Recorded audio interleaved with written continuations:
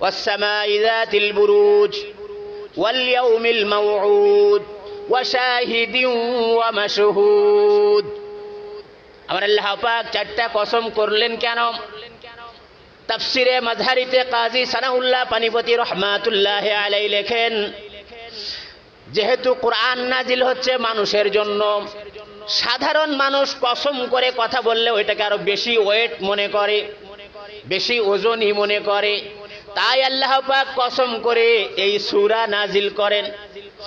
আল্লাহ পাক স্বয়ং রাসূল করিম সাল্লাল্লাহু আলাইহি ওয়াসাল্লাম দুনিয়াতে আগমনের আরো 70 বছর আগের এক ইতিহাস আল্লাহর রাসূলকে শুনাইতেছেন। বন্ধুরে, মন খারাপ করিও না, ইসলামের দাওয়াত দিতে গেলে এরকম অবস্থা হয়ে থাকে। আমি তোমাকে সান্ত্বনা দেওয়ার জন্য একটা ইতিহাস তোমাকে শুনাইতে চাই। তাফসিরে মাযহারিতে কাজী সানাউল্লাহ পানিপতি রহমাতুল্লাহি আলাইহি লেখেন, আল্লাহর রাসূল দুনিয়াতে আগমনের 70 বছর আগে ইয়ামন দেশের রাজধানী ছিল নাজরান এলাকায়। নাজরান, ইয়ামন দেশের রাজধানীর নাম ছিল কি? নাজরান। বলে ইয়ামন দেশের রাজধানী এই নাজরান, এই রাজধানীতে যেই বাদশা ছিলেন, এমন দেশ যিনি পরিচালনা করতেন, এই বাদশার নাম ছিল বাদশাহ যুনাওয়াজ আল হুমায়রি। বাদশাহ যুনাওয়াজ আল হুমায়রি দীর্ঘদিন ধরে রাষ্ট্র পরিচালনা করছেন। রাষ্ট্র পরিচালনা করতে করতে এমন এক পর্যায়ে পৌঁছে গেছে, সে মনে করতেছে আমাকে আর কেউ হটাইতে পারবে না। সে এক সময় মন্ত্রী সভায় আইন করলো, আমার এই এমন দেশে কোনো ব্যক্তি আল্লাহর নাম উচ্চারণ করতে পারবে না। কি বলবেন? আরো জোরে বলেন, আরো জোরে বলেন। যেই জিহ্বা দিয়ে আইন প্রণয়ন হচ্ছে, জিহ্বাটা কার? আরো জোরে বলো, জিহ্বাটা কার? সেই জিহ্বা দিয়ে বলা হচ্ছে আমার এই দেশে দেশটা কার? দেশটা কার? জমিন কার? আল্লাহর। আল্লাহ পাকের নাম উচ্চারণ করা যাবে না। মন্ত্রিসভায় আইন পাশ হয়ে গেল, মন্ত্রিসভায় আইন পাশ হয়ে গেল। খুব মনোযোগ, যে আমার এই দেশে কোনো ব্যক্তি আল্লাহর নাম নিতে পারবে না। নবী রাসূল নাই, ঈসা আলাইহিস সালাম আরো 500 বছর আগে দুনিয়া থেকে চলে গেছেন। এখন এই জায়গায় কে দাঁড়াবে? এই জায়গায় দাওয়াতের ভূমিকা স্বয়ং আল্লাহ পাক নিজেই নিয়েছেন। আমরা এটা বলে থাকি যে আল্লাহর মার দুনিয়ার বাইরে রুইয়ে শুয়ে, আল্লাহর মার রুইয়ে শুয়ে, মানে একটু সবরের সাথে। আল্লাহ ধরবে, ধরে না, ধরে না, ধরবে, ধরলি আর ছাড়ে না। হ্যাঁ, আল্লাহ পাক কি করলেন দেখুন। তাফসিরে মাযহারিতে কাজী সানাউল্লাহ পানিপতি রহমাতুল্লাহ খুব সুন্দর করে লিখেছেন। সব কথা এখন তো এই টাইমে বলা সম্ভব নয়। কাজী সানাউল্লাহ পানিপতি রহমাতুল্লাহি আলাইহি লেখেন, এই বাদশা যুনাওয়াজ আল হুমায়রি, জালেম বাদশা, এ ছিল হাটকুড়ো। কি ছিল? হাটকুড়ো। হাটকুড়ো যেই হোক না কেন, এটা বড় গালি, এটা, তাই না? এখন দেশের জনগণ হাটকুড়ো বাদশা, হাটকুড়ো ছাড়া বাদশা বলে না। বাদশা চিন্তা করলে হাটকুড়ো শব্দটা মোছা যায় কি করে? সন্তান দেওয়ার মালিককে, বাদশা হলেও দেবে নাকি? দেওয়ার মালিক আল্লাহ। আল্লাহ পাক কাউকে শুধু মেয়ে দেয়, কাউকে শুধু ছেলে দেয়, কাউকে ছেলে মেয়ে উভয়টা দেয়, কাউকে মোটেও দেয় না। এখন বাদশা চিন্তা করলো যে আমার একটা সন্তান, পালক পুত্র হলো একটা দরকার, যাতে আমার এই হাটকুড়ো নামটা কি হয়? মোছে। মন্ত্রী পরিষদকে লাগাই দিল, একটা বাচ্চা লাগাও যে আমার ছেলে হিসেবে ঘোষিত হবে, দেখতে সুন্দর হবে, হাষ্টপিষ্ট হবে, এরকম একটা ছেলে পুরো দেশ থেকে খুঁজে আনো, তাকে রাজপুত্র হিসেবে কি করা হবে? ঘোষণা করা হবে, এবং সে আমার পরে এ রাষ্ট্রের অধিকারী। বা দারুণ এক অফার। সারা এমন দেশে খুঁজতে খুঁজতে একটা বাচ্চা পাওয়া গেল, বয়স মাত্র 11 বছর। বয়স মাত্র কত? 11 বছর। আবার ইয়েতিম, বাবা নাই, মা আছে। ছেলেটা বাচ্চার বড় পছন্দ হয়েছে। ওই ছেলের মাকে জিজ্ঞাসা করা হলো, আমি তোমার ছেলেকে নিতে চাই, তুমি দিবা কিনা? আচ্ছা, না বলবে কেউ?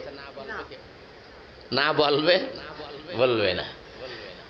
তো ছেলের মা ডেকে বলে, বাদশাহ নামদার, আমার ছোট্ট একটা আরজু আছে। বলে, কি আরজু? বলে, আমাকে এই রাজপ্রাসাদে সব সময় আসা যাওয়ার অনুমতি দিতে হবে। আমার যখনই মন চায় আমি যেন আমার ছেলেকে এক নজর দেখে যেতে পারি। এখানে অনেক পাহারাদার থাকবে, এই থাকবে, আমি আসতে পারবো না। বলে, হ্যাঁ, তোমার জন্য পারমিশন থাকলো। কিতাবের মধ্যে লেখে এই ছেলেটার নাম আব্দুল্লাহ। বলেন সুবহানাল্লাহ। নাম কি? আচ্ছা, এবার আপনারা বলেন, বাদশার পালক পুত্র হলো আব্দুল্লাহ। আব্দুল্লাহ বলি আল্লাহর নাম আসে না? না। আল্লাহ পাকের প্রথম দাওয়াত হলো এই, জালেম বাদশা, তুমি আমার নাম মুছে দিতে চাও, সেকেন্ডে সেকেন্ডে তোমার জবান দিয়ে আমার নাম বেরিয়ে আসে। বলেন সুবহানাল্লাহ। লা ইলাহা ইল্লাল্লাহু মুহাম্মাদুর রাসূলুল্লাহ। ছেলের নাম আব্দুল্লাহ। পালক পুত্র, পোষা পাখির মায়া বেশি, তাই না? পোষা পাখির মায়া বেশি। আব্দুল্লাহকে লেখাপড়া শেখাতে হবে, যেহেতু সে পরবর্তী এই দেশের রাজা হবে, উত্তরাধিকারী হবে। সেই দেশের তদানীন্তনকালের শিক্ষা ব্যবস্থা ছিল জাদু শিক্ষা, প্রধান শিক্ষা ব্যবস্থা। তো জাদু শিক্ষার জন্য এক জাদুকারের কাছে দিয়ে আসা হলো। প্রত্যেকদিন যাবে, আসবে। এই যে জাদুকারের বাড়িতে আব্দুল্লাহ হাজির। কে হাজির? আব্দুল্লাহ হাজির। জাদুকার সবক দেয়, জাদুকারের সবক। জাদুকারের সবক বলবো না একটু? অখণ্ড মণ্ডল আকারং ব্যাপ্ত জন চরাই চরং তৎপদং ধূষিতং শ্রী গুরু নমস্কার ওং শান্তি ওং শান্তি। আব্দুল্লাহ একে এ ঘরে পাঠিয়েছে কে? কে পাঠিয়েছে? এবার আব্দুল্লাহ শিক্ষককে বলল, জাদুকর গুরুজি, দয়া করে একটু অর্থ বলেন। জাদুকর ডেকে বলে, বাবা, তোমার অর্থ জানার কোনো প্রয়োজন নাই, তুমি পড়ো, আমি যা বলি তাই বলো। আল্লাহ পাক আব্দুল্লাহর এমন মেধা শক্তি দিয়েছিলেন, একবার শুনলেই মুখস্থ হয়ে যায়। কিন্তু আব্দুল্লাহ মুখে বলছে না, সে কোশ্চেন করে বসেছে, গুরুজি, অর্থ না বললে আমি পড়বো না। বয়স কত? 11। এর বাপের নাম ছিল তামের, আব্দুল্লাহ বিন তামির।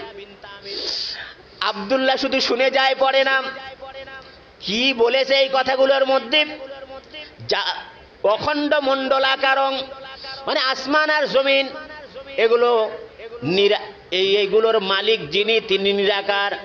আমরা বলি ভূমণ্ডল, নৌমণ্ডল, বলি না? না, হ্যাঁ। তার মানে আসমান জমিন এর একজন মালিক আছে, তিনি নিরাকার। কথা সত্যি বলেছে না? কিন্তু এগুলো অর্থ বলবে না। অর্থ বললে আমার খাওয়া দাওয়া শেষ। হ্যাঁ, অর্থ বললে আমার আর খাওয়া দাওয়া থাকবে না। আই তামাশা গাহে আলম রুয়ে তু কুজা বাহরে তামাশা মিরাবি। আব্দুল্লাহ পড়ে না, শুধু শুনে যায়। আবার আসে আরেকটা বলে, যাতে বি সর্বভূতে শান্তি রূপে অং নমস্তস্যৈ নমো নমঃ ওয়াল্লং। খেয়াল করুন, ওয়াল্লং জ্যেষ্ঠং শ্রেষ্ঠং পরমং পুণ্যম ব্রাহ্মণ ওয়াল্লো আল্লাহ, ওয়াল্লো আল্লাহ মুহাম্মদ ইতি খ্যাত শিষ্য শাখা সমন্বিত আসুর সংহারিণী হু হরং ওয়াল্লো আল্লাহ ইল্লাল্লাতি ইল্লাল্লাহ। বলে সুবহানাল্লাহ। ব্যাখ্যা বলার সময় আমার হাতে নাই। এক একদিন এক একটা শ্লোক শোনায়, আব্দুল্লাহর মুখস্থ হয়ে যায়। কিন্তু আব্দুল্লাহ বলে, গুরুজি অর্থ বলেন, গুরুজি অর্থ বলেন। কিন্তু জাদুকর অর্থ বলতে রাজি নয়। যায় আসে হঠাৎ একদিন জাদুকরের বাড়ি থেকে আসার পথে দূর থেকে কানে একটা আওয়াজ ভেসে আসে। কে যেন মধুর সুরে বলে যাচ্ছে, লা ইলাহা ইল্লাল্লাহ, লা ইলাহা ইল্লাল্লাহ। আব্দুল্লাহ চিন্তা করলো, আমার আব্বার এই দেশে আল্লাহর নাম নিলে তাকে হত্যা করা হবে, অথচ আল্লাহ পাকের নাম কোথা থেকে আসে? এই কালিমায় এমন এক পাওয়ার এটার মধ্যে আছে। বলে চুম্বক যেমন লোহাকে টানে, চুন্দুক মসজিদে, আচ্ছা দাদুর নামে 500 টাকা দান করে আল্লাহ কবুল করে বলে আমিন। আব্দুল্লাহ আওয়াজ শুনলে দাঁড়িয়ে গেল, চিন্তা করতেছে এখানে আল্লাহর নাম কোথা থেকে আসলো। ও ভাই, প্রত্যেকটা মানুষের কলব যেটা আছে, অন্তর যেটা আছে, এটা লোহার মতো, আর এই পবিত্র কালিমা হলো চুম্বকের মতো। বলে এই পবিত্র কালিমা মানুষকে টান দেয়, মানুষকে কি করে? টান দেয়। আব্দুল্লাহ আর দাঁড়িয়ে থাকতে পারে না, আওয়াজ লক্ষ্য করে আস্তে আস্তে যাইতে যাইতে দেখে ছোট্ট একটা কুড়ে ঘর, আর কুড়ে ঘরের মধ্যে একজন দরবেশ বসিয়া বসিয়া ডাকতেছে আল্লাহ আল্লাহ আল্লাহ আল্লাহ আল্লাহ আল্লাহ আল্লাহ আল্লাহ আল্লাহ আল্লাহ। ও ভাই, যে ব্যক্তি যত বড় আল্লাহওয়ালা হয়, তার জবান থেকে যখন আল্লাহর নাম বেরিয়ে আসে, সেই নামের আকর্ষণ তত বেশি হয়।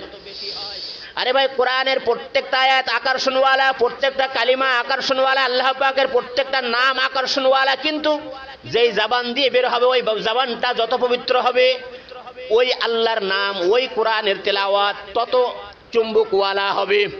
দরবেশ বসিয়া বসিয়া আল্লাহ পাকের জিকির করতেছে। আব্দুল্লাহ ঘরের কিনারায় যে চতুর্দিক দিয়ে ঘুরতেছে, দরজা পাওয়া যায়নি।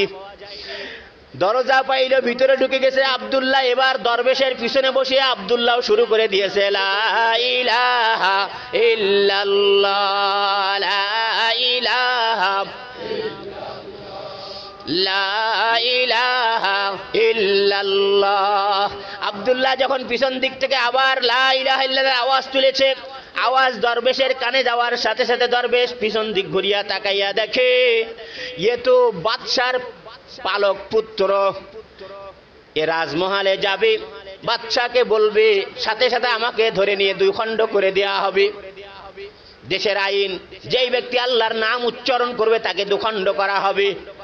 আরে তুমি, তোমার শক্তি আছে 2 খণ্ড করতে পারো, আমার আল্লাহর কি কোনো শক্তি নাই? আমার আল্লাহর কোনো শক্তি নাই? আমার আল্লাহ পাক কি করতে পারে তার বাস্তব নমুনা আল্লাহ পাক রাসূল করিম সাল্লাল্লাহু আলাইহি ওয়াসাল্লামকে জাবালে আবি কুবাইসের উপর নিয়ে শোনাচ্ছেন।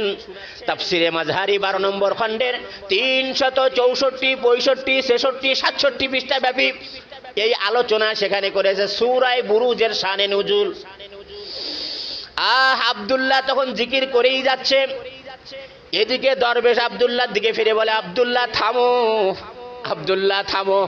কিন্তু আব্দুল্লাহ বলেন আপনি থামেন। কেন বলল? আব্দুল্লাহর অন্তরে আল্লাহ পাকের নামের অ্যাকশন শুরু হয়ে গেছে। জোরে বলো সুবহানাল্লাহ। আল্লাহ পাক প্রথম দাওয়াত পাঠাই দিয়েছে আব্দুল্লাহকে ঘরে পাঠাইয়ে, দ্বিতীয় দাওয়াতের কার্যক্রম এবার দরবেশের এখান থেকে শুরু হবে।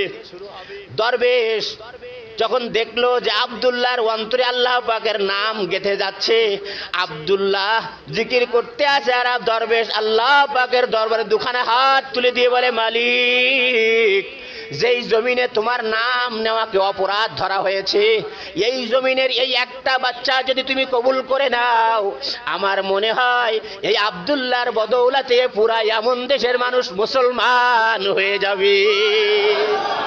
कुदरत की तमाशा है मदीना की गली में, जन्नत की नमूना है मदीना की गली में, ईमान का हासिल नहीं है गैर इश्क मदीना, मरने की तमन्ना है मदीना की गली में। আব্দুল্লাহ আল্লাহর নাম জপে, আর আব্দুল্লাহর সামনে দরবেশ বসিয়া লাইন লাগাই দেয়। কার সাথে?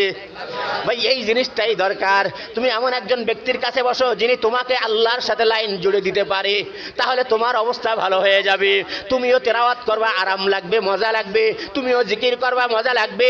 তুমিও নামাজ পড়বা, তোমার নামাজে তুমি স্বাদ লাগবে, মজা লাগবে। খালি একটু লাইন জড়াইয়ে নাও। এমন একজন মানুষের সাথে, এমন একজন বুজুর্গ ব্যক্তির সাথে তোমার লাইনকে জড়াইয়ে দাও, যিনি তোমার লাইনটা আল্লাহর সাথে লাগাইয়ে দিতে পারে।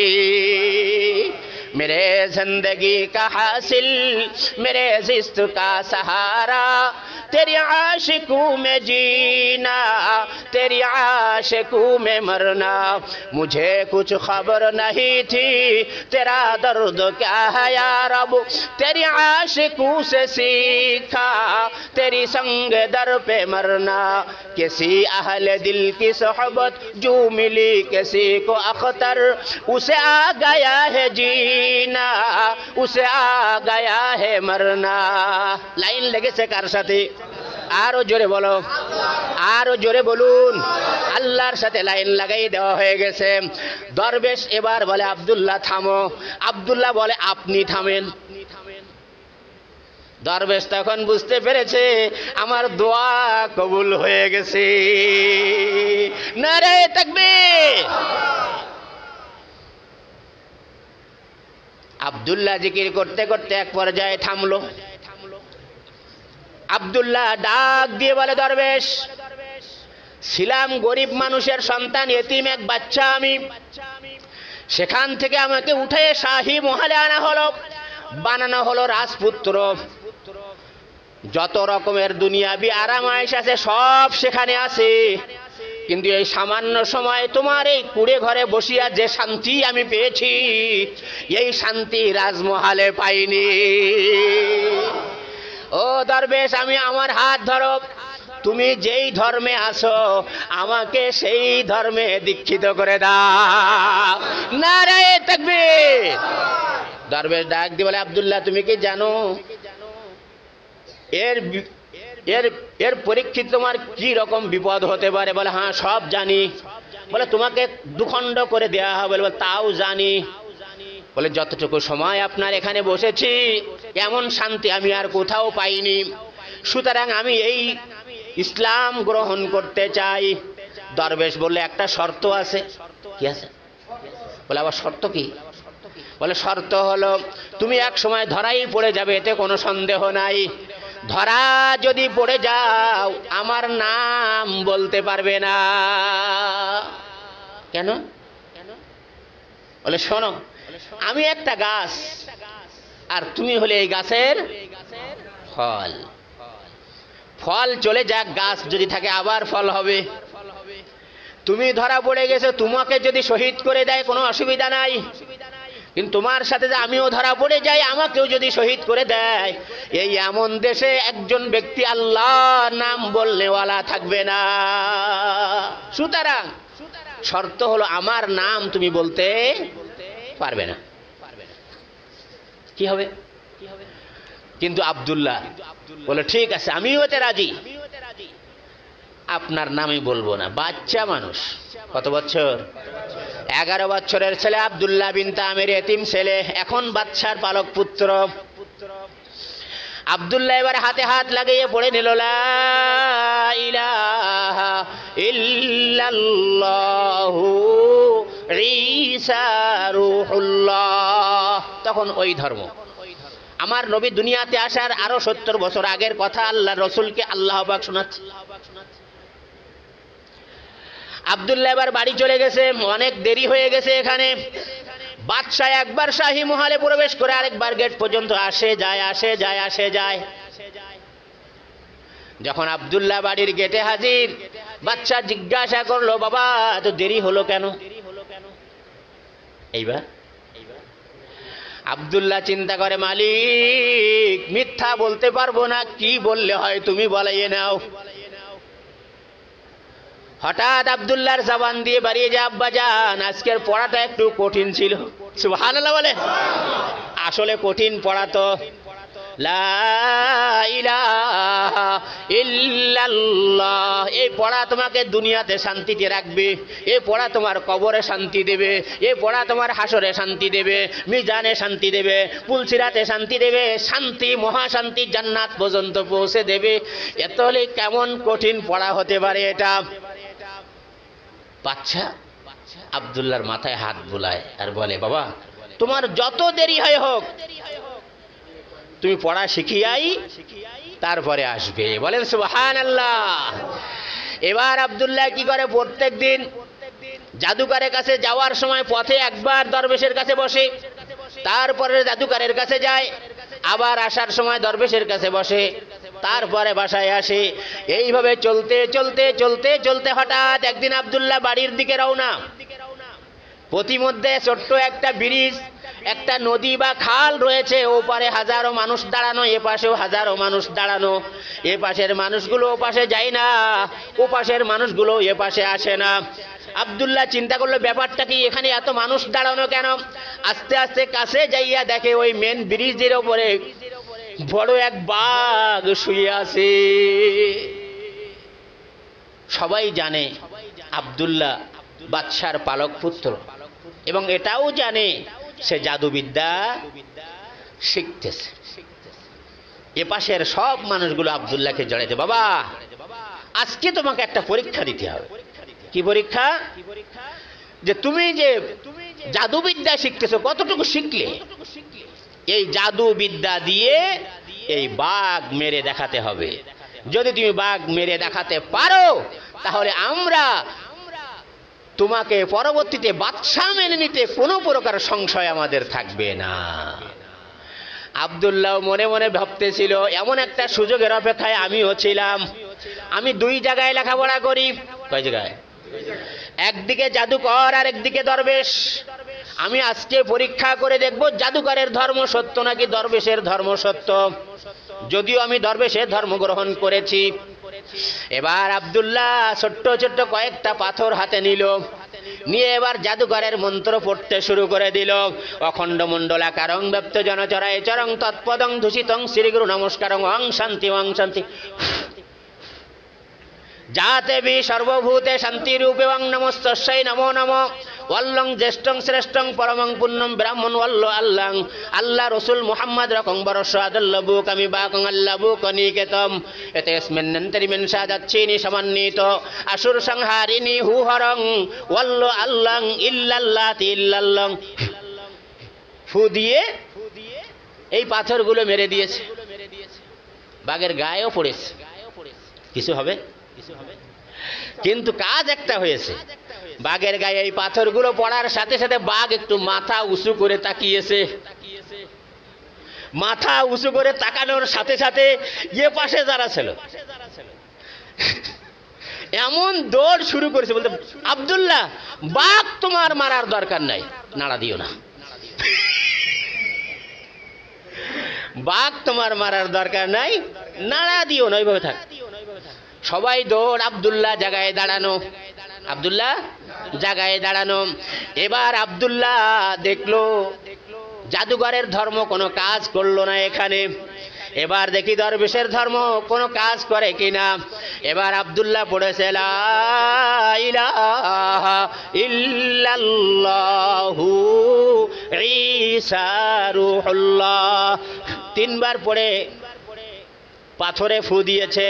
এবার ওই ছোট্ট ছোট্ট পাথরগুলো মেরে দিয়েছে। মেরেছে আল্লাহ, মেরেছে আব্দুল্লাহ। কাজ করবে কে? আরো জোরে বলো, কাজ করবে কে? ওয়ামা রমাইতা ইজ রমাইতা ওয়ালাকিন্নাল্লাহ রমা। আল্লাহ পাক বলেন, ও বান্দা পাথর তুমি নিক্ষেপ করো নাই, আমি আল্লাহই পাথর নিক্ষেপ করেছি। এই ছোট্ট ছোট্ট পাথরগুলো বাঘের গায়ে পড়ার সাথে সাথে বোমের মতো বাষ্ট হয়ে বাঘ জায়গায় টুকরা টুকরা হয়ে মারা গেছে। নারে তাকবীর! সে আল্লাহ এখন আছে না নাই? আছে না নাই? বেশি বার বেড়ো না, বেশি বার বেড়ো না। বাড়তে বাড়তে যখন সীমা অতিক্রম করে ফেলবে সাথে সাথে আল্লাহ পাকের পক্ষ থেকে এমন একটা ব্যবস্থা চলে আসবে। কথা ঠিক না বেটি? লা ইলাহা ইল্লাল্লাহু মুহাম্মাদুর রাসূলুল্লাহ। এখনো অনেক কথা। আব্দুল্লাহ যখন বাঘ মেরে দিয়েছে, ও পাশের এ পাশের হাজারো মানুষ একত্রিত হয়ে আব্দুল্লাহকে কাঁধে উঠাইয়ে বাসার দিকে রওনা, শাহী মহলের দিকে রওনা। এতদিন আব্দুল্লাহ হেঁটে হেঁটে যেত, এখন যাচ্ছে কিভাবে? সম্মান দেয় কে? আল্লাহ। আল্লাহ পাকের দ্বীনের উপরে আপনি অটল থাকুন, মানুষ টিটকারি করবে। মানুষ কি করবে? টিটকারি টিটকারি করবে, অনেক মুসিবত দেখা দেবে। এই টিটকারি মুসিবত এগুলো আপনার জন্য পরীক্ষা। পরীক্ষার স্তর পাশ করে যাবেন, আল্লাহ পাকের ওলি হিসেবে আপনি কবুল হয়ে যাবেন। সুবহানাল্লাহ।